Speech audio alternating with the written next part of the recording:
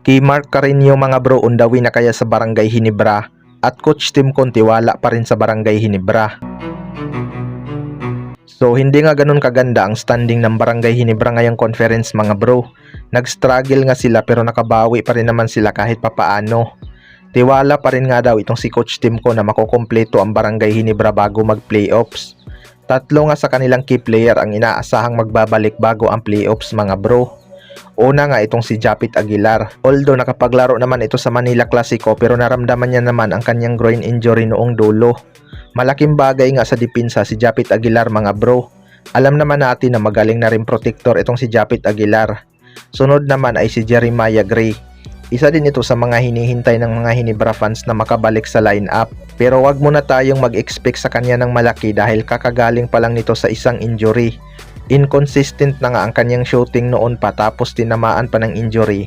Pero kung gaganda naman ang kanyang shooting, pasok pa rin ito sa rotation ni Coach Tim Con. Last naman ay itong si Jimmy Malonzo. Marami ngang nakapansin na tumataba nga daw itong si Jimmy Malonzo. Pero ang totoo mga bro, nagji-gym pa rin naman ito at nagpapalaki ng katawan. Kaya kaabang-abang din ang pagbabalik nito kung ganun pa rin ba siya ka-athletic. Malaking parte din kasi sa rotation ni Coach Tim Con itong si Jimmy Malonzo lalo na sa forward position. Sa kabilang banda naman mga bro, kay Mark Carreño undawi na kaya sa Barangay Ginebra. Itong ang Barangay Ginebra ay nangangailangan ng big man mga bro na makakapalitan ni Japit Aguilar bilang sentro. Kita naman natin kung gaano sila kahirap manalo kapag wala si Japit Aguilar. Kahit nandyan si Troy Rosario na kayang mag-adjust sa center position, undersized talaga siya kumpara sa ibang big man. Mahihirapan nga si Troy Rosario kapag nakalaban niya na si Junmar Fajardo sa ilalim. Ayon nga sa source mga bro ay tinitingnan na daw ng Barangay Ginebra kung kukunin ba nila itong si Mark Carreño. Ito nga ang nangunguna ngayon pagdating sa blocks na may 2 blocks per game. Malaking bagay talaga tong si Mark Carreño pagdating sa depensa mga bro. Tapos may tira din to beyond the arc kapag pinabayaan sa labas. Kaya threat din to sa opensa.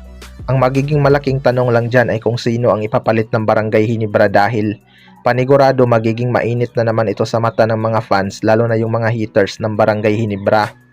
Magandang option talaga mga bro kapag maaga nilang makuha itong si Mark Carreño para maihanda bago magretiro si Japit Aguilar. Bagay na bagay nga ito sa triangle offense dahil masipag nga itong gumalaw tapos may tira pa sa 3 points area. Nahihila niya nga palabas ang sentro ng kalaban kaya mabibigyan talaga ng space si Troy Rosario sa ilalim kapag itong si Mark Carreño ang kanyang kasama sa loob. Kaya abangan na lang natin yan kung kukunin na ba siya ng Barangay Ginebra. Kayo mga bro, ano masasabi nyo tungkol dito?